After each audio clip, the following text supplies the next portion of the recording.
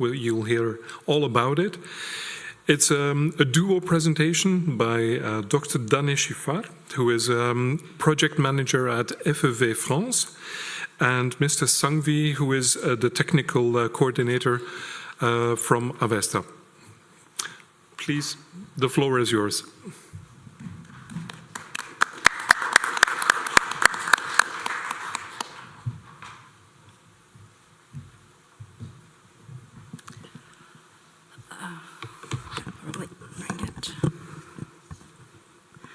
Good afternoon. Thank you for being here for the last presentation of the thematic presentation of the RTR 2025. Yeah, we are going to present NEXTCELL, which is high performance, high capacity, high voltage a battery cell also, but jellified. So Simon was presenting very well the chemical of and materials of battery cell, LMNO and silicon carbon for the electrodes. Here we are using also the LMNO and silicon carbon, but with carbon nanotube in the silicon side. So we are trying in NEXTCELL to jellify the whole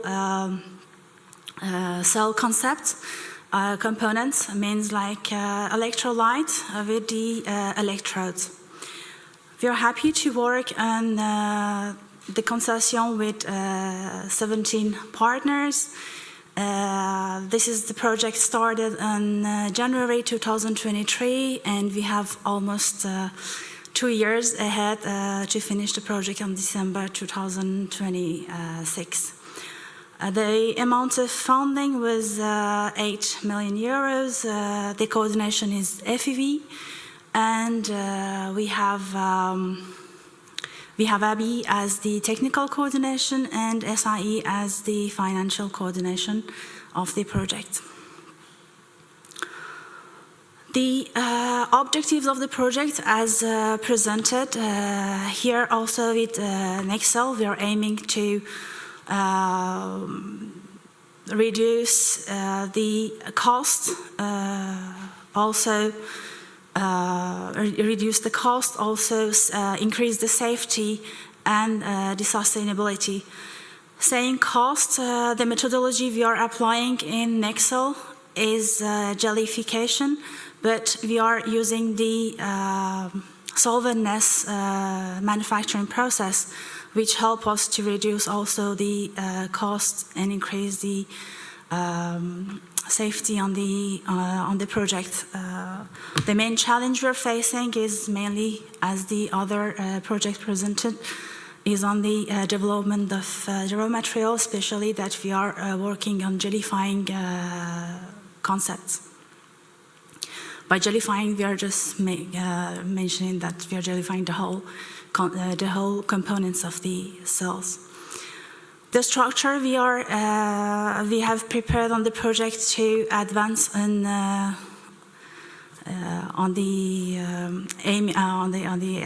to achieve the goals is first of all going through the requirements. So we have the requirements and specification. Then we went through the developments of the raw materials and developments of the cell. In NEXTCELL, we are aiming to larger scaling the project. So first we have this laboratory scale and small scale for 500 million per hour. Then larger scaling the cell for 5 amp per hour and 20 amp per hour on the cylindrical and pouch cell level, which is quite challenging also because on the manufacturing sides we need also to be care the quality for large scaling, not only on the laboratory sides. We have the modeling, which will be presented later, the achievement that we have done for the modeling on the sites, and of course presenting recently new concept to to the industry. We have the safety test and several tests going to be done in the next steps. So I will give the floor to Neel to presenting the achievement of the project. Hello, a very good afternoon to everyone. So as it has been explained, we have a few scientific and engineering activities in the NEXTCELL project. And I want to explain some of the specific objectives that we have had. One of the main objectives at the end of the project is to have a high voltage format where LNMO is going to be a cathode and a silicon carbon mix is going to be an anode. And in between the two, we will have a gel polymer electrolyte which is able to bear the high voltage offered by the LNMO. However, on the process side, what we are aiming to do is something very different from the state of the art. We are aiming for a gel concept where both of the electrodes and the electrolyte is going to be in a gel format. And for this, we aim to have we aim to not use any kind of a solvent, organic or inorganic. And on the course of the entire process, we will be using small pouch cells as well as the large pouch cells for the evaluation. One of the main points that we are aiming for is the validation of the main electrochemical KPIs at every cell level. Also, the aging protocols and the safety protocols that we are using are extremely realistic. They are based on the use cases which arise from the automotive use case as well as the stationary energy storage application. Also, in order to improve the quality of the modeling that is being done, we aim to use many advanced methods of characterization. For example, here we have a method which is accelerated rate based on infrared radiation to understand how the heat energy is going to spread inside the cell. Also, apart from the main electrochemical KPIs, we are having some other environmental KPIs as well. What we want to understand is that what is the cost impact as well as the environmental impact of the entire process, of the cell, of the raw materials, of the manufacturing process as well. There is also a substantial focus on recycling in the sense that we are going to have a flow sheet at the end of the 4 years, and we will be able to understand what is the extent of the recovery, what is the cost footprint and the energy footprint of the recycling process. And one of the partners is already having an online platform to record the economic and the environmental data, which we will be using here in NEXTCELL. So going to the modeling side, as it was explained earlier, we have a continuous back and forth exchange with the modeling teams in the partners, be it a development of the manufacturing process at the small pouch level, at the small cell level, also at the large cell level. When we look at the cell as an end product, we expect a certain requirement in terms of the aging, in terms of the safety, in terms of the performance of the cell. So in order to do this, what we understand is that when we look at the state of the art, the kind of models available do not illustrate the actual method of the silicon lithiation and delithiation. So this point is a substantial focus on the modeling. Also, when we look at LNMO, when we look at the state-of-the-art models, we do not have enough information on how exactly LNMO works. Also, the state-of-the-art electrodes are the wet-casted electrodes, but here we have a gel-based electrode. So the models have to be developed from a very basic level, which we are going to do and we have been doing from the past 2 years. I just want to give some overview of the achievements that we have had in the past 2 years.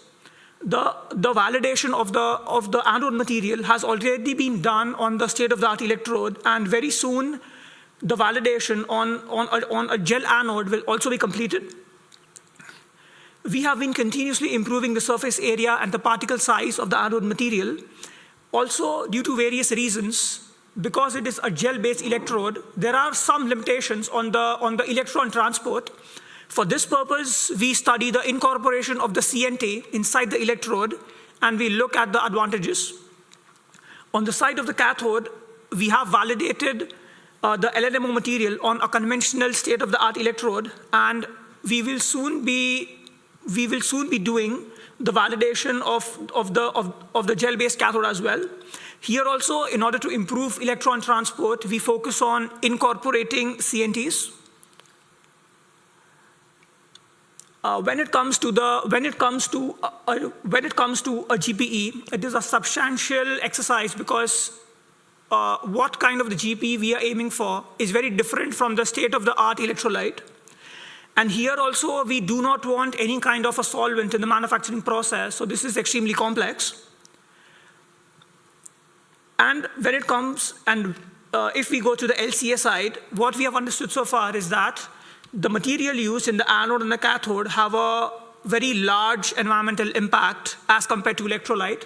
This is in line with our expectation because on the cathode side, we have some important metals which have a very large energy footprint in terms of the mining, refining, and so on. Also on the silicon and the carbon side, there can be a substantial energy footprint. And so far what we understand is that the raw materials are 56% of the overall cell cost. Also the recycling flow sheet has been defined. And when we focus on the GPE, it is very interesting because when we look at a gel, essentially you have a liquid, a solvent, and a salt, which are going to be a part of the manufacturing process and end up in the cell as the liquid part of the electrolyte. They have to have a flash point higher than 80 degrees. And also the boiling point has to be higher than 150 degrees, as in the solventless process, you can have a lot of heat which is being produced. The partners had begun from 11 combinations. They have reached to a small number of combinations, and very soon we will be fixing only one specific mixture. So this is a short overview of the modeling results that have been done. What you can see on the screen on the upper part is actually a mesh which has been made on a particle of the active material. On the right side, what we are able to see is the modeling which has been done for a thermal runaway. In order to validate the model, we will be doing some actual abuse testing in work package 5. Also, on the left side, you can see some of the modeling that has been done to model the actual electrode, as the electrode which we use here in NEXTCELL is very different from what happens in the industry in the cells that we use right now. And as with every European project, we focus a lot on the impact, on what is the effect of this European project on the industry and on all the other stakeholders. So to give a short overview, the activities that we are doing here, it is expected that if we are able to improve the KPIs, if we are able to have a better performing cell at the end of the day for a given cell format here, it will encourage the other stakeholders to work on the cell formats, and it can be a more competitive landscape. The end user at the end of the day can have a better cell to use in their application. Also, apart from the technical side, what we expect is that we can have a cell which has a better energy footprint at the end of the day. Thank you.